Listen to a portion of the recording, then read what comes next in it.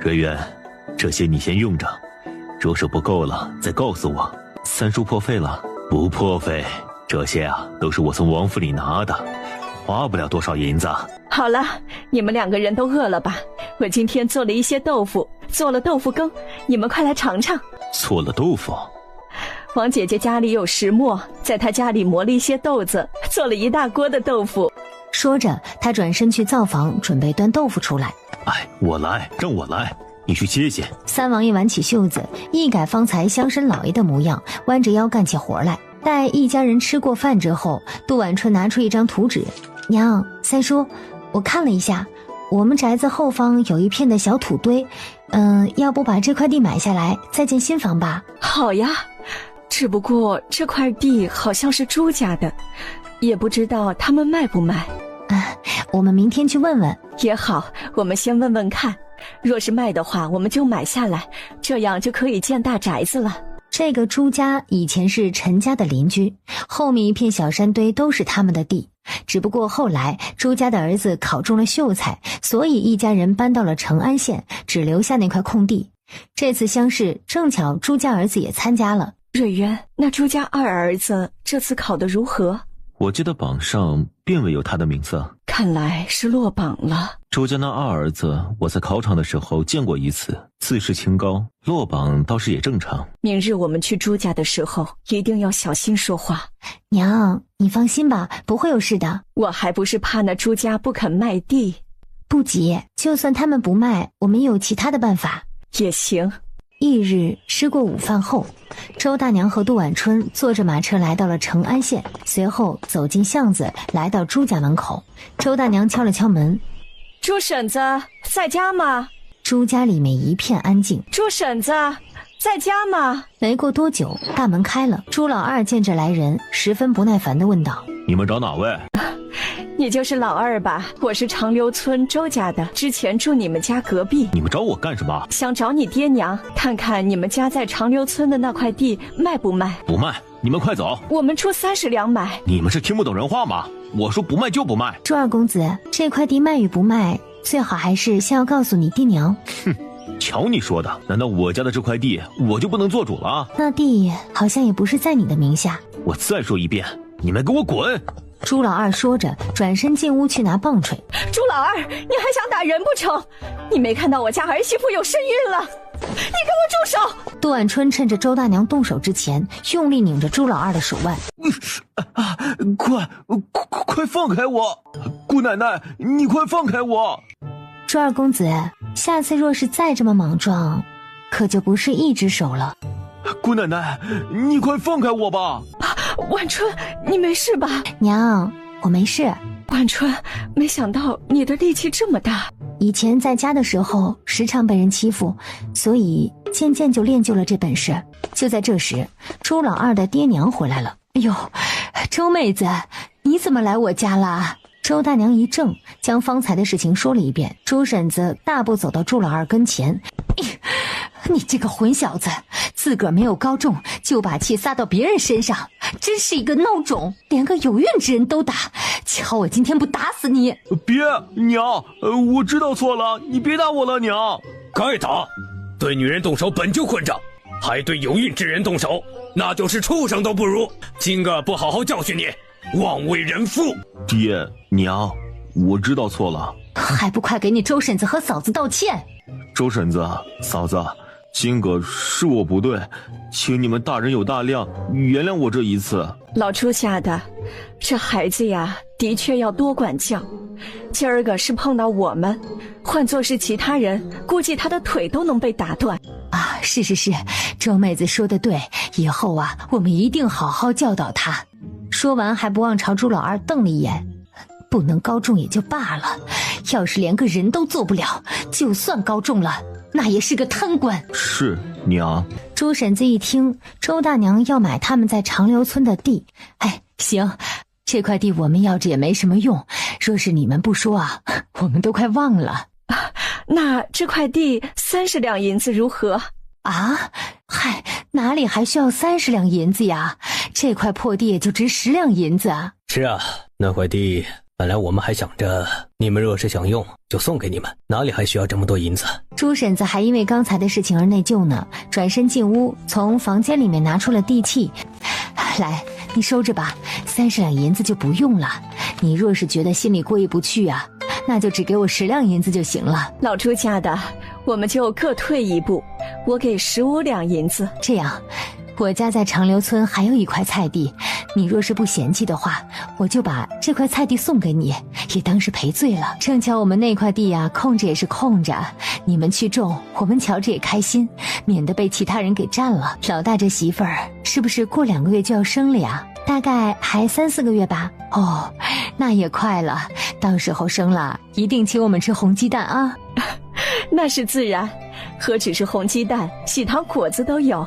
哎呀，要是我们家老大媳妇儿也能怀上就好了。还没有怀，朱家老大已经成婚5、6年了，一直都未有身孕。顺其自然，该来的都会来的，只要他们夫妻俩感情好，一切都随缘。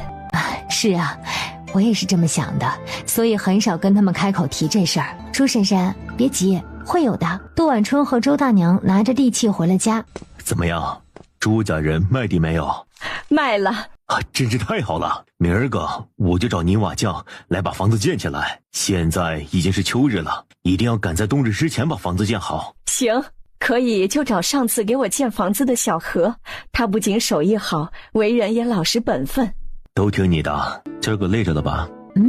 不累，出去走走，人都精神多了。哎，对了，朱家婶婶还给了我们一块地呢，等得空了，我们可以去看一看啊。不过你就别跟着去了，好好跟娘在家里待着。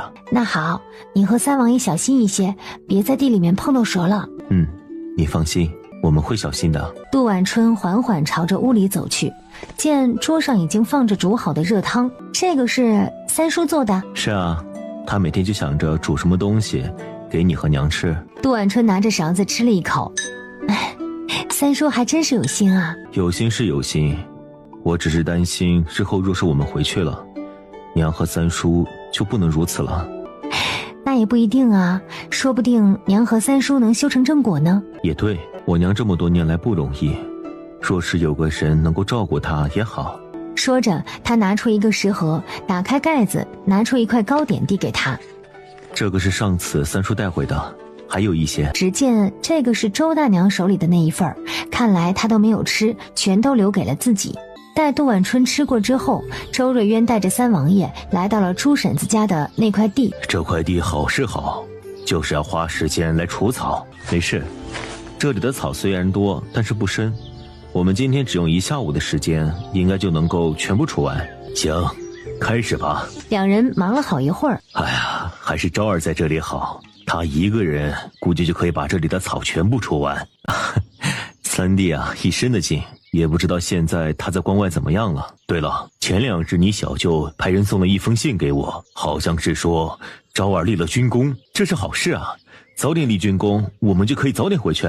不过这事儿你不要告诉你娘。怎么了？这次昭儿的军功立得很不容易，受了很重的伤。很重的伤？现在如何了？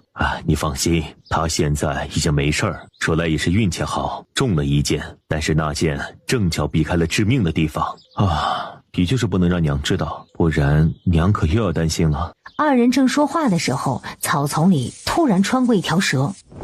小心有蛇！三王爷他拿着锄头朝那条蛇砸去。三王爷的锄头没有锄到蛇，但是却把泥土砸成了一个小坑。三叔，没事了，那蛇跑了。瑞渊，你瞧瞧这地里是不是有东西？周瑞渊蹲下身去，用手拨了拨土。三叔，这里有东西。什么东西啊？周瑞渊将上面的土扒开，挖出了一个金锭子。是金子？周瑞渊继续拿手挖了挖，里面全都是金子。这农家的地里怎么会有这么多金子？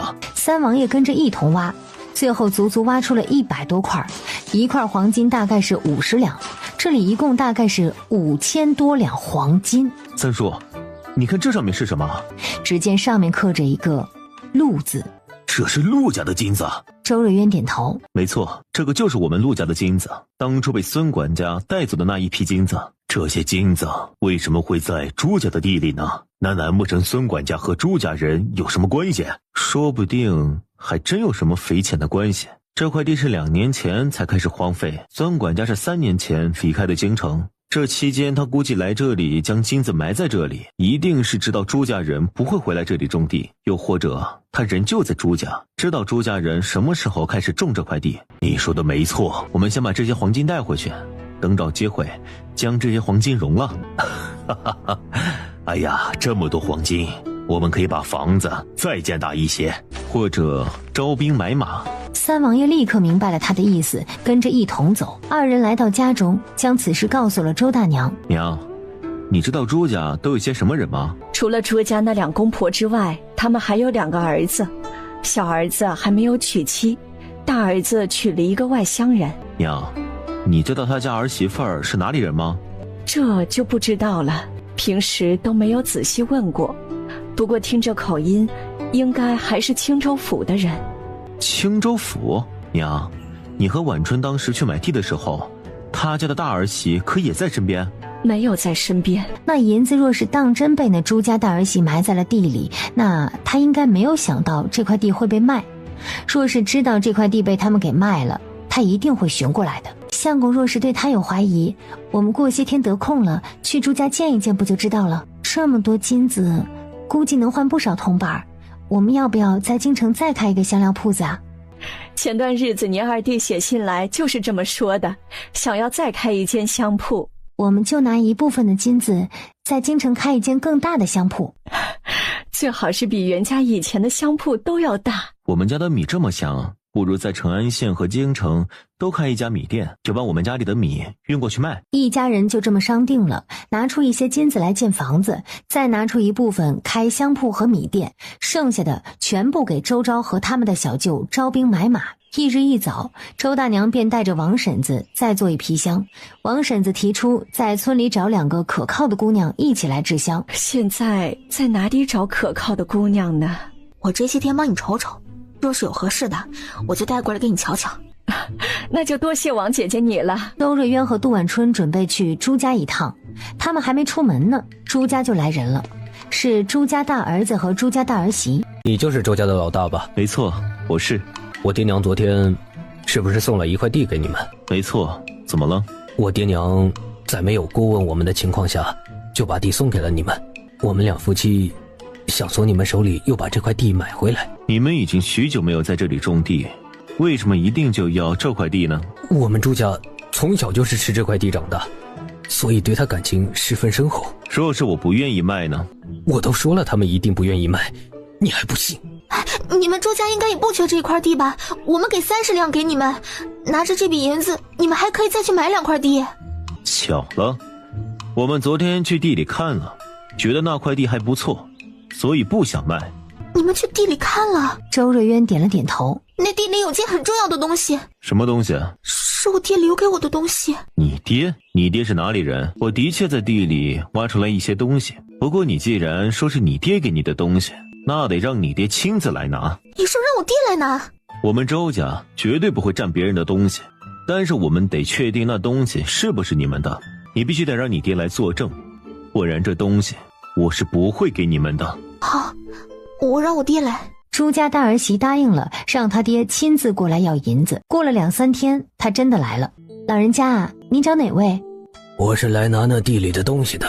你这里是周家吗？啊，没错，我们这里就是周家。孙管家抬头时见着周瑞渊，他猛地一惊。孙管家，好久不见，终于逮着你了。王爷，我错了，你不要杀我，我错了。我看你还怎么跑。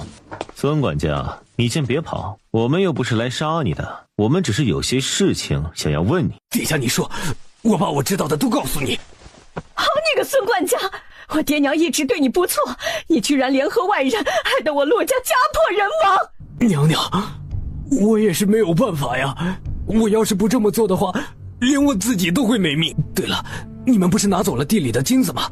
那些银子我一个都不敢用，我想着自己做的孽早晚要还，所以一直留着，想着什么时候将这些金子还给你们。呸！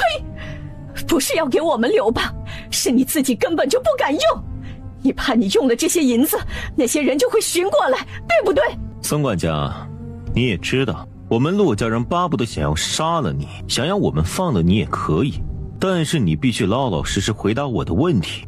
是，殿下，你尽管说。当初吴大人是怎么让你将那诬陷我外祖父的东西放在我们陆府的？殿下，那东西不是吴大人给我的。那是谁？殿下，你慢着，我说。不要跟我耍花招，我的忍耐是有限的。殿下，是皇上派我去放的。你是说皇上？没想到居然是皇上安排的。你最好跟我说实话。娘娘，殿下，真的是皇上，他拿我家人要挟我实在是也没办法呀。当初吴大人的确也有派人来找过我，不过我把此事告诉了陆大人，陆大人将此事告诉了皇上，但是皇上并没有怪罪吴大人。没过几天，皇上便偷偷找到了我，逼着我将那些通敌叛国的罪证放在了陆府里。老爷大概也猜到了是皇上，临死之前找到了我，我跟他说了实话，他便告诉了陆家存放金子的地方。我偷偷的在官兵赶来之前带着金子跑了。我心里也是感激陆大人的，若是他没有叫我拿金子快些，我估计现在也被皇上给灭口了。我就是因为感激陆大人救了我这一命，所以这金子一直都没用。当初害陆家是被逼无奈，现在这金子用了，我就是畜生。当初陆大人让孙管家带金子走，其实也不是为了救他，主要是想要给自己的后人留一条后路，也不想便宜了皇上，或者金子里留下了什么特殊的东西。相公，那些金子呢？这时周大娘好似想到什么，连忙朝金子翻去，最后找到了一块后面刻着一个歪歪扭扭的陆字的金子。我们家的金子都是我爹亲手刻的字，有时我觉得有趣，所以跟着刻了一个，就是这块。杜婉春将这块金子拿在手中，仔细地看了看，随后在底座处发现一个缝隙，把里面掰开，只见一枚钥匙掉了出来。钥匙？你知道这个钥匙是干什么的吗？知道，我知道。说。殿下，娘娘，这钥匙是陆家的库房。陆家的库房不是早就被皇上给抄家了吗？王爷，大人早在1年前就对皇上和吴大人有了顾虑，为了以防万一，他便在京城外找了一个隐蔽的地方，将家中库房一半的东西藏在了里面。这把钥匙便是那库房大门的钥匙。我怎么知道你说的是真的？要是早有这样的库房，你不早就告诉了皇上？诬陷大人是无可奈何，皇上不知道此事，自然不会逼问我库房在哪里，我更不可能主动跟他说。库房在哪里？在京城西郊的燕云山里。好，你说的话我们暂且不能信你，所以不能放你走。这段时间你必须住在我们这里。罢了，是我造的孽，我自己还。你们若是想要杀我，便杀我。你放心，让你死的话便宜你了。娘，你派人去朱家传话，就说孙管家是我们的故交，他要在我们家里多住一段时间。好的，我这就去和朱婶子说。周瑞渊一把拽着孙管家，将他关在了后院的柴房里。从后院回来，相公，他的话可信吗？半真半假，不过都不重要。瑞渊，如果真的跟孙管家说的一样，那我们就算找到了吴大人陷害你外祖父的证据，皇上估计应该也不会替你外祖父翻案，何止是不会帮我们翻案，他若是知道了我们没死，还掌握了他派人陷害我外祖父的证据，为了自己的名誉，估计又会再杀我们一次。那我们先不要急，等你高中之后，在朝中得到一般官职，我们想办法在天下人面前揭露皇上的真面目。周瑞渊缓缓点了点头，皇上的心狠是有目共睹的。当初对他娘是如此宠爱，最后却翻脸不认人，连3个孩子都不放过。前些日子我回宫，听说皇上正在找你们，也不知道他是撞了什么邪，突然对你娘旧情复燃，说想要把你们母子4人找回去，好好对你们。现在需要的时候就找回去，等到不需要的时候，估计连我们的尸骨都不会留。三叔，你放心，从我们母子4人3年前被暗杀开始，他就不是我的爹，他给了我们的半条命，早就被他收走了。瑞渊，现在你娘有我照顾，你不用太担心。三叔，我知道。京城那边，周遭的香铺生意越来越好。没等杜晚春他们把手里的金子给他送过去，他便靠着自己这些天赚的银子，又重新开了一个香铺。皇宫内，自从吴贵妃被关入冷宫之后，皇上又有了几位新宠。周家之内，周瑞渊将孙管家关了整整10天，后来让孙管家回去了一次，随后又关了起来。当然了，也不能吃白饭，家里的柴火都给他砍。随着来青州府寻他们的人渐渐没了动静，周家也过得轻松起来了。2个月后，家里的新宅子建好了，新开的米店也开张了。米店开张那天，来买米的人络绎不绝。杜晚春随着他肚子越来越大，周瑞渊因为担心他，在最后1个月时，让他不要再去铺子里了。晚春，来坐。许大夫说了，你这些天随时要注意。是啊，这孩子多也容易早产。娘，嬷嬷，我没事，瞧着好像也没什么动静。呀，晚春呐，你这肚子里的孩子都快入盆了。啊？什么意思啊？就是快生了。快生了！哎呀，我得去告诉瑞渊。周家一听说杜晚春要生了，顿时一个个都紧张起来。嬷嬷，除了热水还有剪刀，我们还要准备些什么东西啊？别急，先给晚春做点吃食，这吃饱了才有力气生呢。对，先吃东西。晚春喜欢吃红豆汤圆，我这就去煮。杜晚春坐在屋里，但是十分镇定。目前肚子好像没有什么不适啊。疼不疼？不疼，估计还要等一会儿吧。疼的话别忍着，告诉我。相公，你别急啊。听庄嬷嬷说，我这估计还要等上1-2天呢。这2天我都陪着你。因为庄嬷嬷的话，大家都紧张的不行，生怕杜晚春随时会生。到了第3天的夜里，杜晚春发觉自己的肚子痛了起来，而且身上还有轻微的血迹。相公，我好像快生了。娘，嬷嬷，晚春快生了。我来了，瑞渊。杜晚春不一会儿就痛得冷汗密密。我的乖女儿，还想吃什么跟娘说。娘，我现在想喝水。好的，娘这就去给你拿水来。晚春怎么样了？庄嬷嬷替杜晚春看了看，要生了，这次是真的要生了。瑞渊，你快去把许大夫叫来。好的，嬷嬷。他说完就大步朝外走去。娘，我好痛。别怕，娘在这里。这时周瑞渊带着许大夫来了。许大夫连忙来到杜晚春的床边，给他把了脉。晚春身子骨不错，她现在气血充足，今日生产应该不会有任何问题。瑞渊呐，你还是先出去吧，产房里血腥。我不出去，我要在这里陪着晚春。罢了，让瑞渊陪着也好，晚春也没有那么痛。也好。这时三王爷在外面喊道：嬷嬷，我现在给晚春在外面煮一些红参汤，你们若是要的话，直接换我便是。知道了。庄嬷嬷又伸手看了看，不急，现在还早，大概还要3-4个时辰呢。3-4个时辰，晚春会不会受不了？女子生产大多是需要这么多时间的，瑞渊不用担心，放心啊，有我在，不会让晚春出事的。杜晚春实在是痛得受不了了，双手紧紧抓着周瑞渊的手臂，不一会儿就掐出一块块的青紫。就在这时，院门外有人在敲门，屋外的三王爷听到敲门声，连忙来到院子里将院门打开。只见院外站着一对年轻的夫妇。大哥，我们从此处路过，想在你们这儿讨碗水喝。你们等等，我这就去端碗水来。没过多久，三王爷端了2碗水，两位夫妇接过他手中的碗，将里面的水一口喝下。这时屋里传来杜晚春的痛呼之声。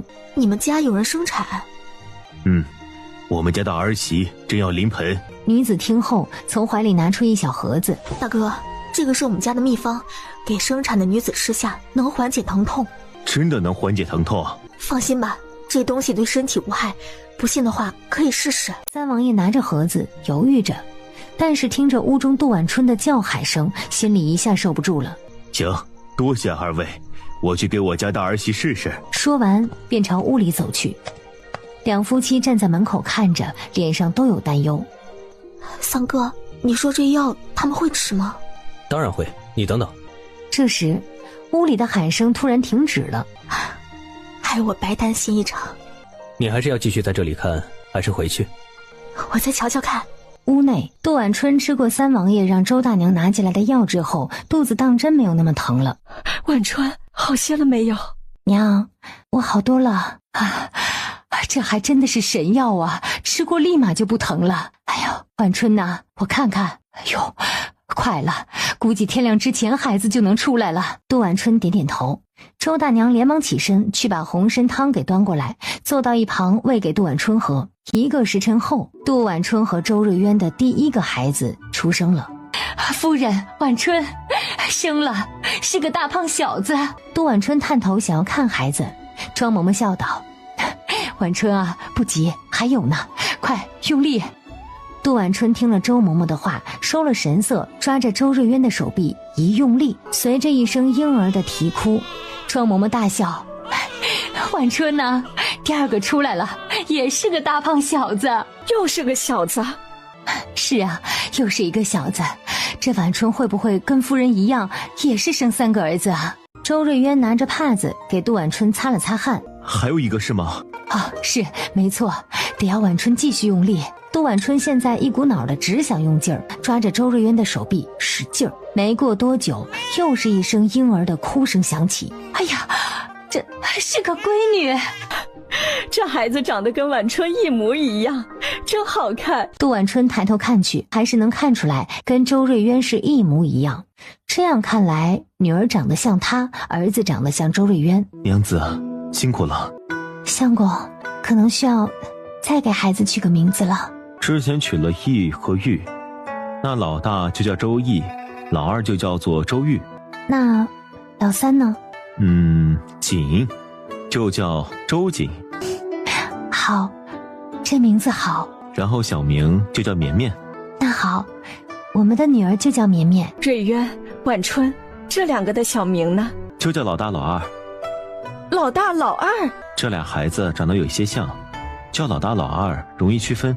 那好，就叫老大老二。这谁是老大，谁是老二呢？那个眼睛下面有个小黑痣的就是老大，那个没黑痣的就是老二。婉春啊，你抱着孩子试一下喂奶，看看有没有奶。小娃娃找了许久才找到自己的饭碗，小嘴啄了几下，好像有了。哎呦，真是太好了。这一般人啊，生下孩子得1、2天才有奶呢，你这一生下来就有，是好事儿。来，把这俩孩子也喂喂。小不点们吃的都不多，不一会儿就都吃饱了。这时三王爷已经煮好了红糖鸡蛋。来，周儿，把这个给婉春。生了2个男娃和1个女娃，我终于能抱孙女了。哎呀，看来我得再打一些珠宝串子给小孙女戴戴。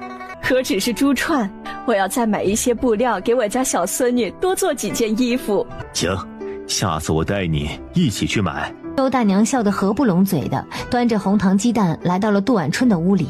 来，喝些红糖水补补，等会儿我让你三叔炖鸡汤给你喝。周瑞渊连忙接过碗，拿着勺子喂着杜婉春。与此同时，皇宫内还在跟新的宠妃玩闹的皇上突然听到了屋外太监唤道：陛下，有要事要禀报。说，什么要事？皇上，又有皇后娘娘的消息了。你说是有了皇后娘娘的消息？回皇上的话，是的，已经查到了。而太子殿下的娘子也快生产了。真是太好了，快告诉我在哪里。还是在青州府。你让林侍卫先去看看到底是不是皇后娘娘，如果是的话就飞鸽传书告诉朕，如果不是的话就立马回来。是，皇上。说完，小太监立马离开了这里。皇上，你是不要江儿了吗？朕怎么会不要你呢？你就是朕的小心肝。说着，一把将江贵人抱起，朝床榻上走去。待过了片刻之后，皇上，您对皇后娘娘旧情难忘吗？按照规矩，我和李县令应该叫你行跪拜礼才对。郑知府客气了。这时，李县令也坐了下来。等郑知府一走，我也要去青州府任职了。周瑞渊露出疑惑。为了方便照顾你们，我特地把李县令提拔上去了。那得多辛苦李县令了。要不是有你们，我家娘子怕是早就死了。李大人和夫人也不用跟我们客气。晚春之前有跟我问起过我的姐姐，近来我姐姐有消息了，我姐姐还没死，而且现在应该正在来寻我的路上。我前几天收到了她的来信。说着将手里的信递给周瑞渊。夫人，你姐姐若是来了，可否能将她留几日？当然可以，我姐姐与我感情深厚，应该会留下来与我住几日。那就多谢夫人了。郑知府和李县令为了不引人注意，见过孩子之后便离开了长留村。等到午时的时候，庄嬷嬷一共做了7、8道菜，都是给杜婉春一个人吃的。来，吃饭了。嬷嬷，这么多我怕是吃不完，这些你不用全部吃完，一样吃一点就可以了。你也不用担心吃了这些会胖，我呀以前给娘娘做饭，知道什么吃了好。多谢嬷嬷，一家人客气什么，来吃。等过一会儿嬷嬷给你炖羊奶羹喝。晚春，身子还有哪里不舒服吗？娘，没有什么地方不舒服了。这女人呐，坐月子非常重要，若是有什么不舒服的地方，记得跟娘说。好的，娘。翌日，周大娘让庄嬷嬷帮忙看着孩子，跟着三王爷来到了成安县。这回周大娘逮着女娃娃的东西就买。等东西都买好之后，周大娘上了马车。周大娘坐着马车离开的时候，一辆从京城来的马车跟他们擦肩而过。狄侍卫坐在马车里，拿着手中画像四处寻着。他只听人说皇后娘娘和殿下们可能是在成安县，但是具体在成安县哪里他并不知道。等到了周家香铺前时，他突然闻到了一股熟悉的香味，连忙喊了车夫让马车停下。黎侍卫从马上跳下来，走进了周家香铺。客官，想要买什么香？这香露的香味好熟悉，你们周家香铺是不是在京城也有铺子？没错，我们周家在京城的确也有香铺。你瞧瞧看，这成安县里有没有这2个人？张秋和瞧着一惊，脑子转得飞快。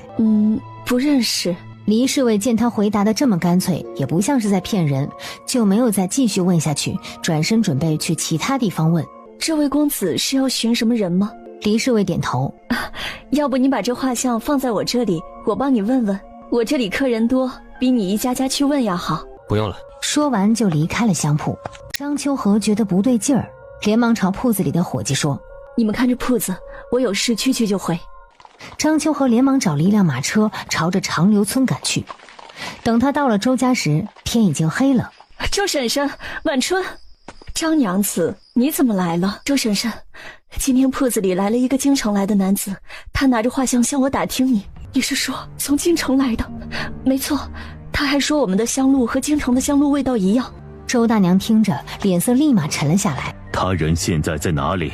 拿着画像走了，也不知道有没有跟其他人问路。你先别急，不要将此事说出去，我们先等等看。那边黎侍卫并未在各个商铺问人，他怕打草惊蛇，所以直接找到了李县令。大人，你来我们成安县是有何事啊？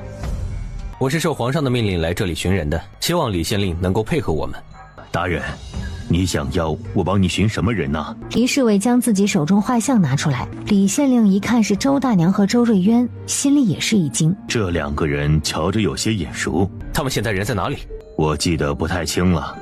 你可以把画像留在我这里，我让人多画几幅，然后再派人去寻。黎侍卫犹豫着。大人是不相信我。那好，我就在这里等着你，等3天后你派人拿着画像帮我寻。是，大人。黎侍卫听了李县令的话，就在他府里住下。夜里，李县令真的找人来画了几幅画。翌日一早，李县令将画好的画像递给黎侍卫。怎么画的和我之前那幅不像？大人，你仔细看看，就是这幅画。你把我给你的画像拿过来。李县令听后立马把之前那幅画拿了过来。黎侍卫拿在手中一对比，见着是一模一样的。原本心里还有些疑惑，但是见着上面皇上的印章，也没有再怀疑了。行，就拿这个画像去找人。是，大人。昨夜李县令连夜做出了和皇上一模一样的印章，重新又画了一幅画。这幅画乍眼看去和周瑞渊、周大娘有些相似，但是仔细一看又哪里都不相似。黎侍卫这段时间赶路也有些累了，便在李县令的府上休息，先等消息看看。这一等就是5、6天。大人，有消息了。人找到了。是啊，大人，人找到了。在哪里？在20多公里外的丰和村。丰和村，20多公里，这么远？啊，是啊，我们这里村子都隔得远，那丰和村应该是最远的村子了。李侍卫若是不愿意去的话，我带人去。罢了，还是我自己去。这些天多谢宽待。他说着转身就准备离开。李县令长长的松了一口气，他特地叫衙役这么说的，主要是想要把这个黎侍卫给支走。黎侍卫没有疑惑，上了马车便离开了。李县令站在门口，转身准备进屋。这时一位女子缓缓来到他的身后，请问柳娘子是住在这里吗？姑娘是？大人，我是来找我妹妹的。妹妹？是的，我妹妹就是之前开胭脂铺子的柳娘子。你是柳香香？女人点点头。快进来。李县令将她带到柳娘子跟前。姐姐，是你吗？妹妹，是我。姐姐，你这么多年去哪里了？让我一顿好找啊！这些年，我一直都躲在一个小村子里生活。后来听说你的胭脂铺着了火，所以特地过来瞧瞧。胭脂铺虽然没了，但是这条命还是保下来了。那就好，看着你没事我就放心了。姐姐，你还记得你当初留在我这里的锦囊吗？记得，上面的东西你看过了。我看过了。姐姐，那上面说的是真的吗？妹妹，那是宫里的事情，你不用管。姐姐，那里面的东西我都瞧过了，你说怎么可能跟我没关系？况且现在吴贵妃不是已经被打入冷宫了吗？我们根本就不用怕她。不是这样的，妹妹，你现在也找到了如意郎君，就好好的跟着李县令过日子，不要插手这些事啊。柳夫人是有什么事情瞒着我们吗？李大人，我知道的东西就是我信上写的东西，你们都已经看过了，我自然没有什么东西瞒着你们。罢了，姐姐不知道就不知道吧。姐姐，你既然来了，不如就在这里住几日，正巧我们姐妹2人可以叙叙旧。姐姐，我已经没什么亲人了，就只有你了。那好，我在这里再多住几日。那真是太好了。等到第2天，他立马去了周家。庄嬷嬷端着煮好的鸡汤走过来，晚春呐，来，嬷嬷端了鸡汤来了，辛苦你了，嬷嬷。不辛苦，来尝尝味道怎么样？等一会儿还有栗子饼呢，我让你娘给你端过来啊。多谢嬷嬷。见着杜晚春脸上的笑，他连忙转身又去了厨房。这边庄嬷嬷一走，李县令便来了。这几日天寒，小心一些，别着凉了。知道了，相公，你快去吧。平日里李县令很少来这里找你的，估计是有什么大事。李县令见着他来了。人员，柳香香找到了，她在哪里？她来我府上找她妹妹，果然和晚春说的一样，她一定会来找她的妹妹。只是有件事，我觉得有些奇怪啊。你说？我家夫人原本是跟她姐姐询问当年的细节，但是柳香香却十分激动，不让她妹妹开口说，说是会惹祸上身。看来她还知道些什么。我也是这样想的，但是她不肯说。我夫人怕她就这么走了，所以现在把她留在府里。你说的没错，现在吴贵妃已经进了冷宫，按照道理来说，她不应该这么害怕才对，除非她害怕的人现在还位高权重。所以那人会不会是皇上啊？他当真是这么狠心吗？在做完恶事之后，还装作什么事情都没有发生。正当他百思不得其解的时候，周瑞渊发现自己手上一暖，发现原来是自己手里的小女娃尿尿了。李大人，我先去给孩子换个衣裳。相公，你怎么了？绵绵她尿了。等手里的小娃娃衣服换好之后，周瑞渊转身跟杜晚春说了方才李县令的话。相公，我有一个好办法。什么好办法？既然柳香香这么在乎她的妹妹，那我们不如就从她妹妹下手吧。柳香香害怕那人，无非是怕连累到自己的妹妹。若是她知道自己妹妹早就被连累了，估计就不会再顾及这么多了。好，我去跟李县令说一下。李县令听了周瑞渊的话后，觉得非常有道理。那好，今天晚上就试一试。多谢大人。哪里。二人随后聊了一些细节，李县令就赶忙朝着府中赶去了。等到了夜里，柳娘子和柳香香住在一间房里，两个人都沉睡着。也不知过了多久，柳香香突然听到屋外有脚步声。谁？是谁？就在这时，窗户猛地被人推开，一个黑衣人跳了进来。你是谁？来人！刺客！有刺客！你再叫，小心我杀了你的妹妹！你到底是谁？我是谁你不知道？你得罪过什么人？你自己最清楚。你想杀我可以，但是快放开我妹妹！我妹妹她什么都不知道。你们二人住在一起，她难道真的一点都不知道？她真的不知道，你就放过她吧，求你了，放过她吧。你以为你说的我就信吗？反正今天来都来了，她是你妹妹，无论她知道还是不知道，你们都得死。就在这时，是谁？黑衣男子听到声音，连忙转身离开这里。娘子，你没事吧？柳娘子摇了摇头，立马看向柳香香。姐姐，你怎么样了？我没事。柳夫人，你到底得罪了什么人？为什么他们会寻到这里来？是啊，姐姐，现在那吴贵妃不是在冷宫吗？怎么会派人来杀你呢？姐姐，你若是把我当作亲妹妹，就告诉我吧。刚才你也瞧见了，就算我什么都不知道，那些人依旧会杀了我的。妹妹，不是我想害你，我也是被逼无奈啊。姐姐，你就如实告诉我吧。当年皇后娘娘被陷害打入冷宫，除了是武贵妃安排的之外，还有一个人在，是她让我在武贵妃的吃食里动了手脚，所以武贵妃才会小产的。所以吴贵妃根本就不是因为身子不好小产，而是真的吃了什么东西才导致的小产。是，没错。那人是谁呢？是太妃。太妃？皇上登基的时候，早已经把先皇的嫔妃都遣散出宫了，只有一位年纪最小的段太妃还留在宫中。段太妃是16岁进宫，进宫没1年，先皇就死了。新皇登基的时候，她也才17岁。